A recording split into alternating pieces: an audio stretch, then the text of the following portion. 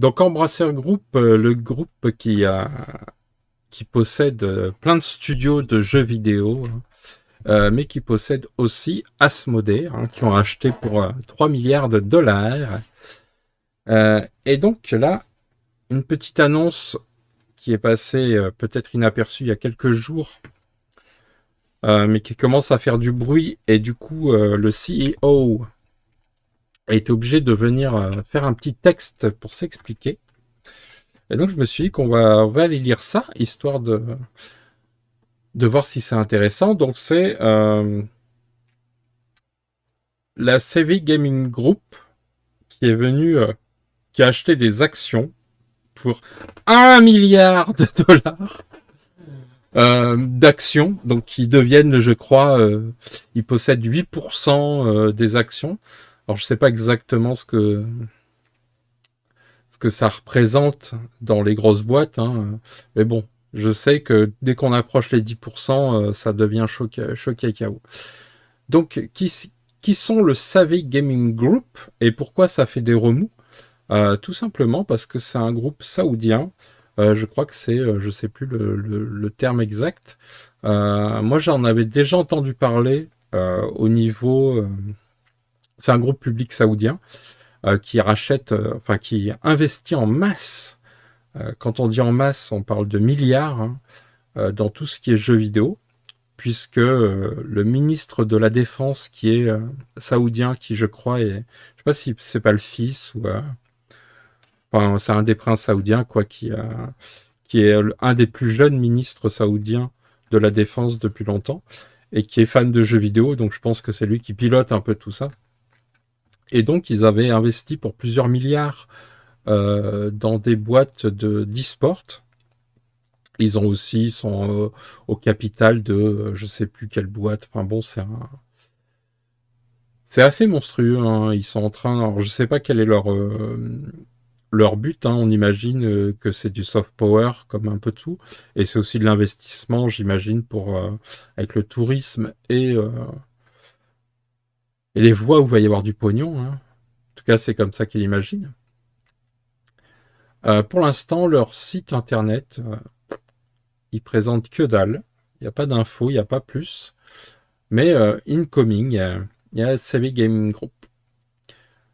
On va lire la réponse, en tout cas le texte du CEO d'Embracer, et voir pourquoi c'est embêtant. Alors c'est embêtant déjà parce que bah, ce groupe, et bon, déjà l'Arabie Saoudite, est-ce qu'il faut revenir dessus sur pourquoi c'est embêtant, un pays où les droits de l'homme n'ont pas encore été inventés.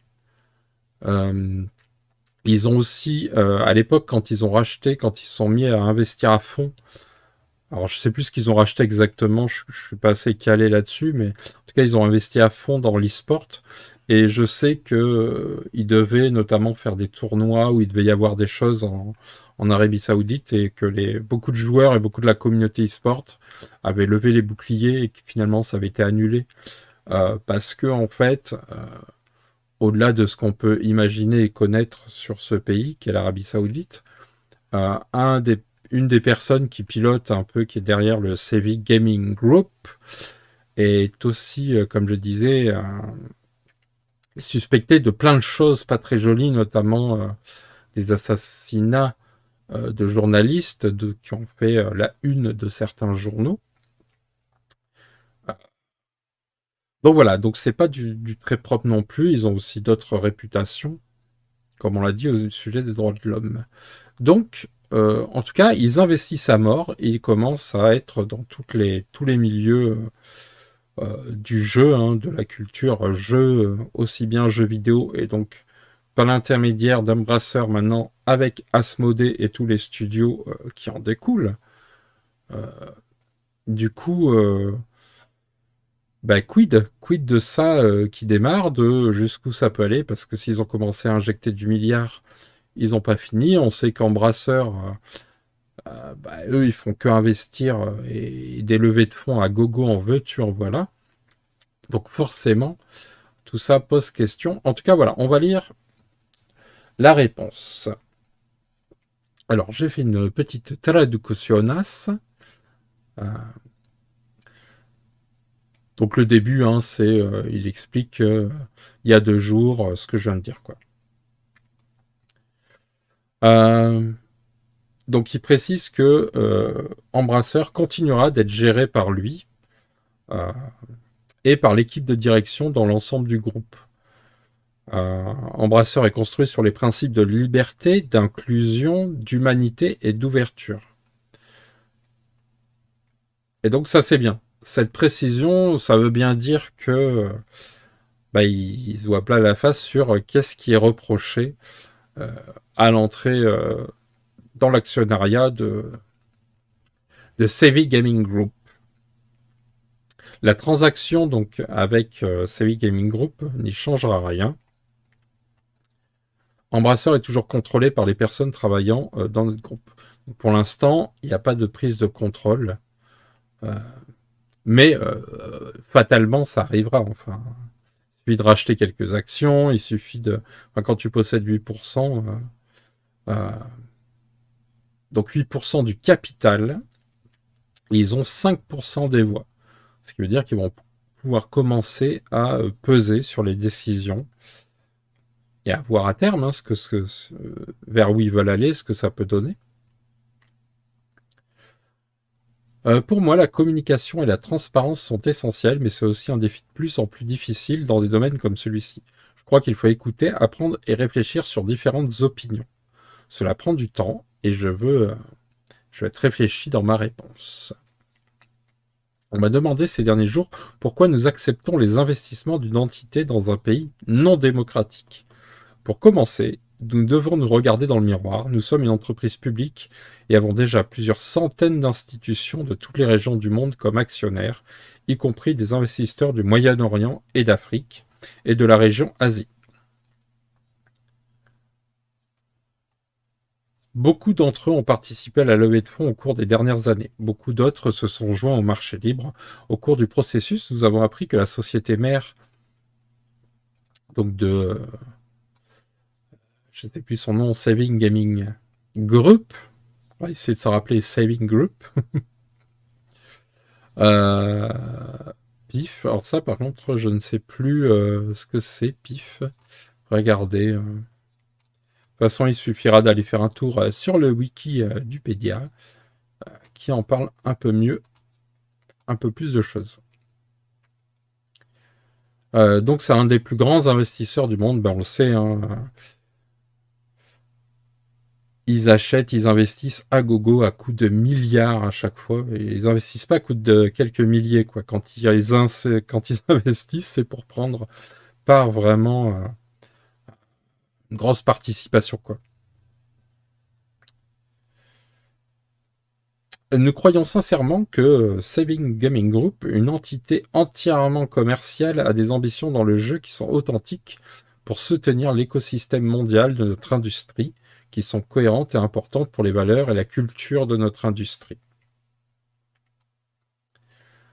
C'est là qu'on peut se poser la question comment une entreprise qui est dans un pays dont la culture même du pays et les fondements ne sont pas la démocratie et la liberté de penser, euh, comment pourrait-il... en quoi c'est cohérent avec les valeurs et la culture de l'industrie jeux vidéo? Là, ça sent quand même... On ne sait pas s'il est sincère, le gars, ou s'il allume un coup. Parce que peut-être qu'il est sincère, hein, qu'il croit sincèrement que les mecs, ils vont pas faire de soft power. Si, tout le monde le fait maintenant. C'est même un des enjeux stratégiques. Si on voit comme la Corée a travaillé là-dessus et continue de s'imposer dans le monde. D'ailleurs, on pourra en parler parce que j'ai vu une super BD chez eux. Hein.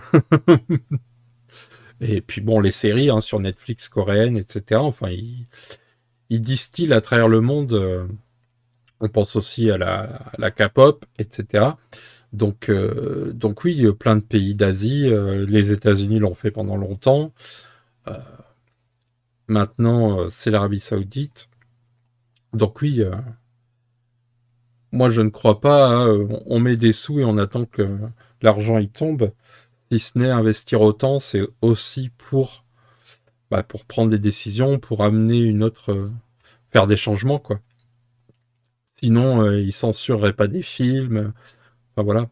Donc, il n'y a pas de raison qu'ils ne se mettent pas à censurer tôt ou tard les jeux vidéo et pourquoi pas les jeux de plateau, puisque Embracer possède un des leaders mondiaux du jeu de plateau. Et donc,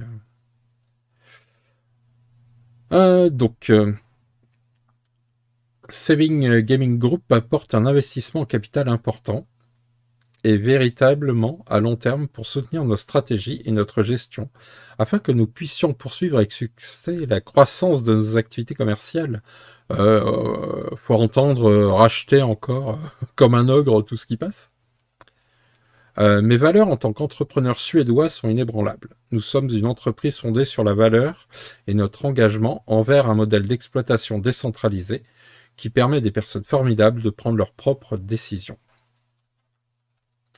Restera toujours.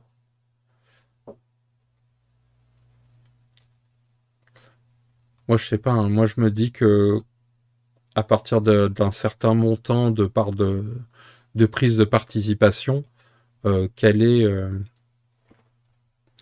enfin voilà, le gars il se fera dégager ou à un moment il revendra trop de parts ou je suis toujours dubitatif moi quand il y a des rachats comme ça et que le discours c'est toujours pareil, rien ne changera, tout est cool, ils rachètent pas pour tout casser mais pour faire pour profiter du savoir-faire, que nenni, hein. Il n'y a pas d'exemple beaucoup hein, dans ce genre-là, hein. Tous sans exception, sont des requins hein, quand ils viennent, quand ils investissent, c'est pas pour rien, quand ils rachètent, c'est pas pour rien. Je suis pas sûr que si on interrogeait les multiples salariés d'Asmodée, il tiendrait un discours. Ouais, c'est la meilleure boîte du monde, hein. En tout cas, moi, c'est pas les échos que j'ai. Euh, et je sais aussi que c'est un peu pareil du côté de chez Hachette. Donc, bref, ces grandes compagnies, hein, elles sont pas là pour faire de la démocratie. L'une de mes tâches en tant que dirigeant d'une entreprise mondiale est de prendre des décisions difficiles et complexes qui, selon moi, sont dans le meilleur intérêt de nos parties prenantes, notamment nos employés, nos clients, l'industrie du jeu et du divertissement et nos actionnaires.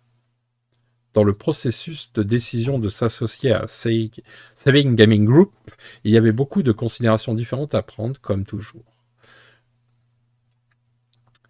Je voudrais souligner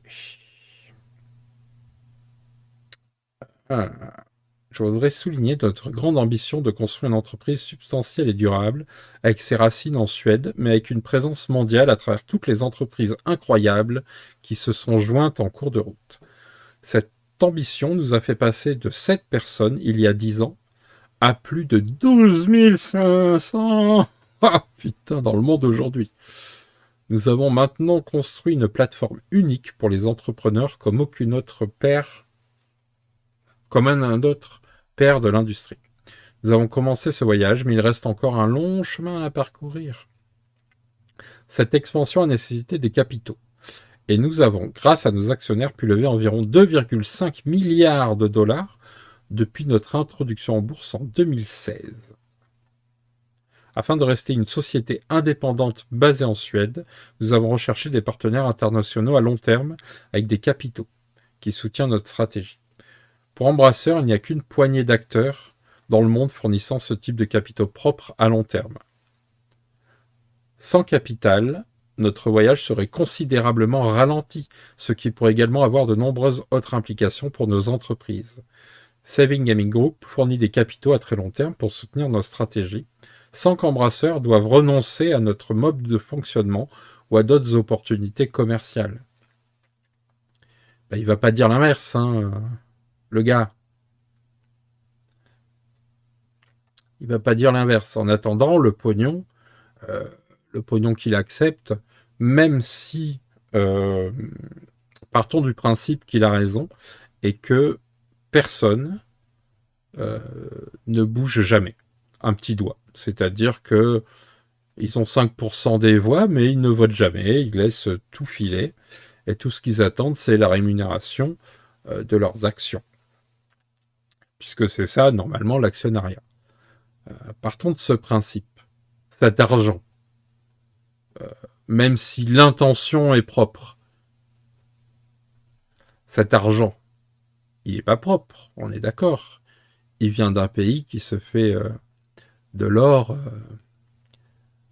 un peu sur le sang de ses journalistes, hein, comme dirait l'autre.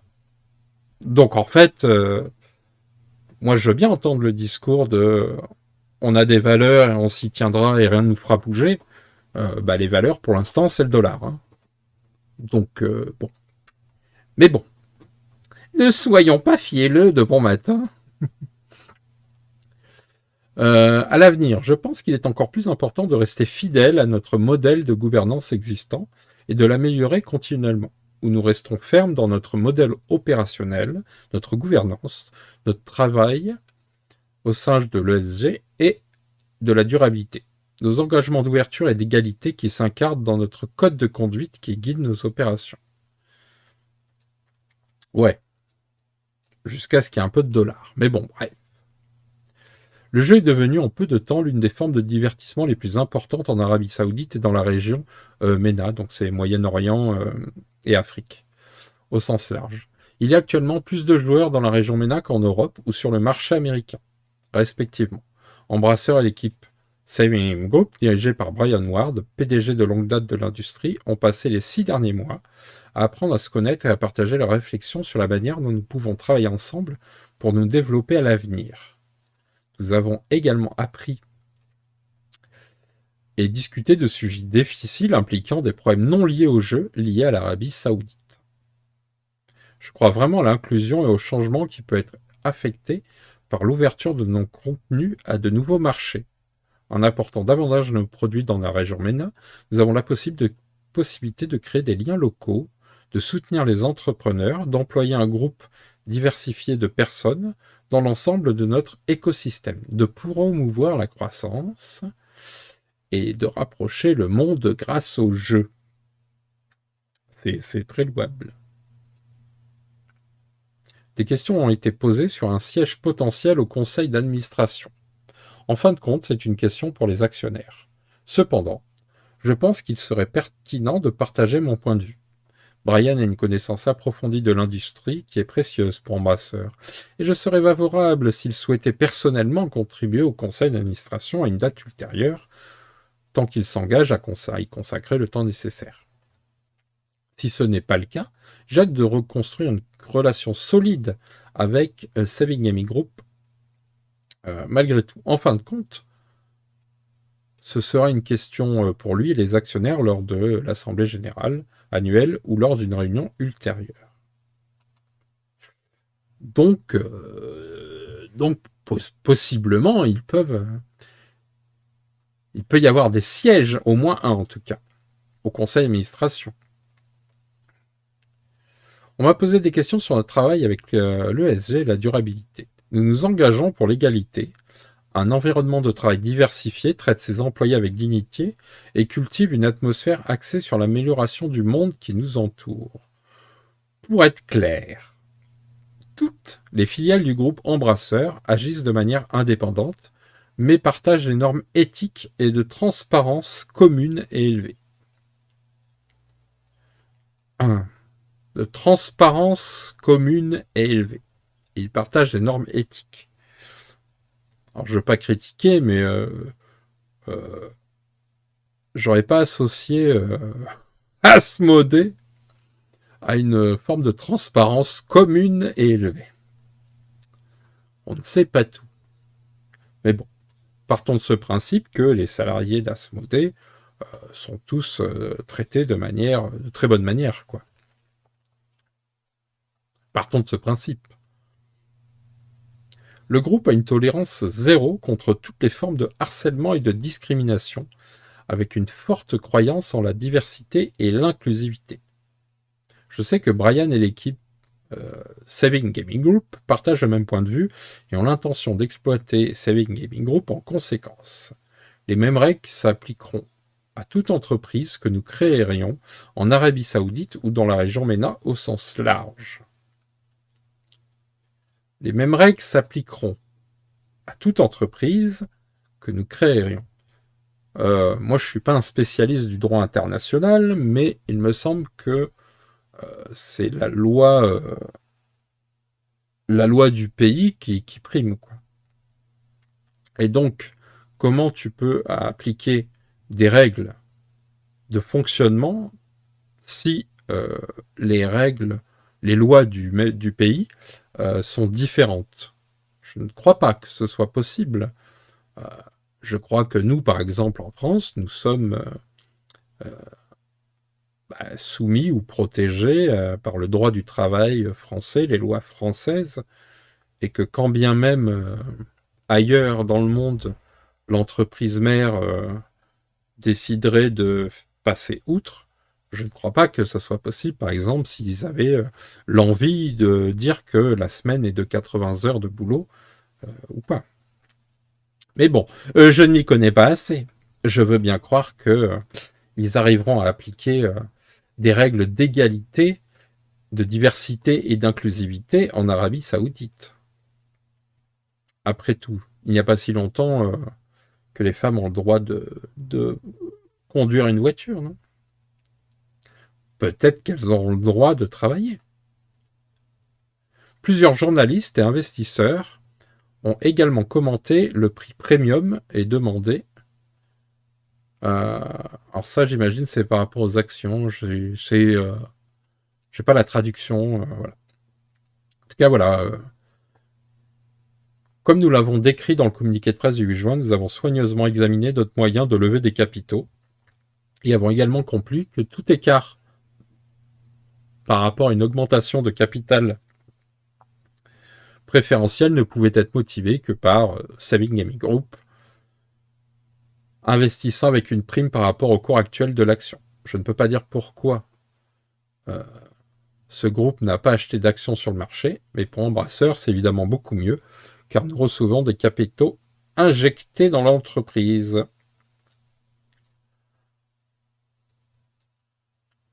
Voilà, espérons que cette lettre donne plus de clarté aux questions. Donc voilà, donc Embrasseur embrasse une petite polémique. Ça commence à secouer un petit peu. Je ne sais pas si on a eu la news, les infos sur les médias ludiques français, tant ils sont, ou francophones, tant ils sont omnibulés pour parler des sorties et ils ne s'adressent qu'aux consommateurs. Hein. Bon appétit les gens. Finalement, les endroits où on parle entre passionnés, passionnés du secteur, j'entends bien, et pas de l'objet jeu uniquement. Hein. Ici, on ne voue pas un culte à l'objet jeu, on aime jouer, mais on aime surtout tout ce qui se rapporte à la création d'un jeu, à son écosystème, et évidemment, depuis quelques années, à son actionnariat, hein, puisqu'on a quand même des entreprises majeures qui font des milliards, qui ont un chiffre d'affaires à faire pleurer certains États. Donc je trouve que c'est une news importante parce qu'il va falloir suivre un peu ça de plus près, et voir quelles pourraient être les conséquences. Et surtout, on parle souvent d'éthique, de, de, de manière de consommer propre. Euh, Moi, vous le savez, hein, si vous avez déjà regardé mes vidéos par le passé, vous savez que j'ai toujours critiqué le fameux jeu plus vert, plus économique, plus écologique, puisque j'ai toujours considéré que l'endroit où tu fais fabriquer ton jeu, les usines, et notamment les usines polonaises, la Chine, qu'en fait, à partir du moment où tu fais travailler dans ces écosystèmes que je considère un peu néfastes, euh, en Pologne, on avait quand même des villes où il était interdit d'entrer si on était... Enfin, c'est pas un pays reconnu LGBTQ+ friendly. La Chine, n'en parlons pas. Donc je trouve ça toujours intéressant de toujours se focaliser sur le fait que nos ressources sont finies et que du coup le jeu, forcément, hein, c'est de la production. Donc de base, ça pollue et de base, Enfin, moi, ça peut pas être à zéro. Mais le volet éthique n'est jamais abordé. Jamais, jamais. Ou alors vraiment un filet mignon de ci, de là. Mais la plupart du temps, c'est euh, c'est caché par autre chose. Et en fait, je me dis, hein, je me suis déjà dit ça plusieurs fois, mais même si je comprends que la mondialisation fait que tu n'as pas le choix de produire à certains endroits, d'utiliser certaines populations, de faire allégeance envers, pas de faire tourner l'économie de certains gouvernements qui sont loin d'être des crèmes. Donc ça, je comprends tous ces enjeux, mais je me dis pourquoi cette question-là n'est jamais abordée en fait? Parce elle a autant de valeur que le reste. On sait, je parlais du soft power, je trouve que c'est quelque chose de très intéressant à étudier. Moi, j'ai à peine commencé un peu, j'avais lu quelques articles notamment sur le soft power coréen, quel boulot ils font pour faire véhiculer. Alors, je précise, si vous savez pas ce que c'est le soft power, c'est un terme barbare pour dire en fait c'est comment tu fais passer ta culture, tes idées politiques, ta manière de vivre au travers des biens culturels et que tu fais ça, donc on dit soft parce que c'est doux. Quand tu écoutes de la K-pop, euh, en fait, derrière, il y a forcément une culture, il y a forcément un pays qui véhicule des idées. Et donc, tu te rends pas forcément compte, mais c'est pareil avec les États-Unis, avec le reste. Hein, c'est pas. Mais donc, c'est très intéressant de voir à ce point-là, quoi. Et donc, moi, pour suivre un peu, je sais que l'Arabie Saoudite fait souvent parler d'elle.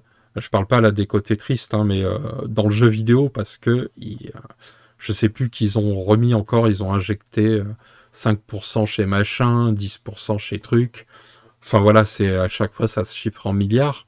Donc ils font une mainmise, hein, ils s'accaparent quand même des capitaux de grandes entreprises. Et donc euh, à terme, c'est pas impossible, voire même improbable, que bah, qu'ils en prennent la direction totale.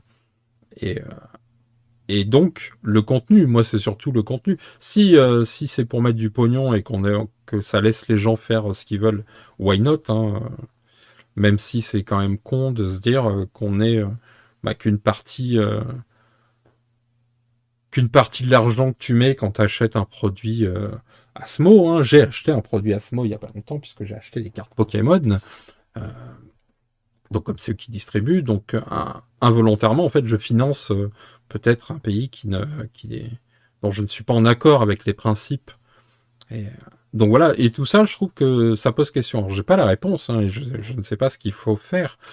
Euh, mais j'en suis à ce questionnement. Pourquoi je me dis toujours, j'ai toujours cette réflexion de me dire, il y a longtemps en arrière, euh, avec sur Arrêt sur Image, j'avais eu l'histoire quand c'était au Bangladesh, je ne sais plus les usines ou les immeubles qui avaient brûlé, tuant enfin faisant beaucoup de morts chez les salariés. Et dans les décombres, on avait découvert euh, que des marques, notamment françaises, à l'époque je crois qu'il y avait Carrefour, hein, je vais pas dire de bêtises, en tout cas il y avait des marques pour des vêtements qui juraient leur grand Dieu que jamais, c'est toujours le principe, hein, oh, moi je travaille avec des usines, mais les usines, elles sont comme ça. Hein. Ouais, bon, moi je sais pas, hein, en général, et alors là je parle pour le jeu de société, je connais très très peu d'éditeurs qui ont été visiter leurs usines. Hein. Donc, mais bon, ça permet de dormir bien, de se dire que tout va bien. Et donc à l'époque, je sais que bah, voilà, Carrefour, c'est un endroit où ça fait 15 ans, 20 ans, où j'ai quasiment plus acheté. C'est très très rare, et c'est quand j'ai vraiment pas trop le choix. Mais voilà, en tout cas à l'époque, je m'étais dit, bah ouais, quand tu consommes, il faut faire attention à ce que tu consommes. Entre-temps, Internet, les GAFAM et tout ont un peu bousculé tout ça, puisque au final, on est toujours, dès qu'on consomme, on est un criminel en puissance, hein, puisqu'on soutient, on pollue, enfin bon, chaque acte de consommation a des conséquences assez terribles et incontrôlables, hein, parce que si on savait tous les à qui appartient les serveurs de machin, les trucs, c'était un peu ceux qui viennent te dire ah moi j'achète jamais chez Amazon, mais qui regardent Twitch ou qui sont bah non, les serveurs, une bonne partie des serveurs appartiennent à Amazon, et donc il y a plein de sites internet où tu vas, ou peut-être même que tu es propriétaire d'un site, donc en fait, échapper à... Enfin, avoir une consommation éthique, j'y crois de moins en moins, hein. Je pense que c'est pas possible, en tout cas dans un monde mondialisé, mais ça n'empêche qu'on peut se poser des questions et on peut parfois se dire que ben ça on le fera pas, ça je ferai pas. Même si au final, on finira quand même par acheter des jeux Asmodée, il n'y a pas... Ouais, soyons sérieux, voyons. Donc ça, c'était la première chose.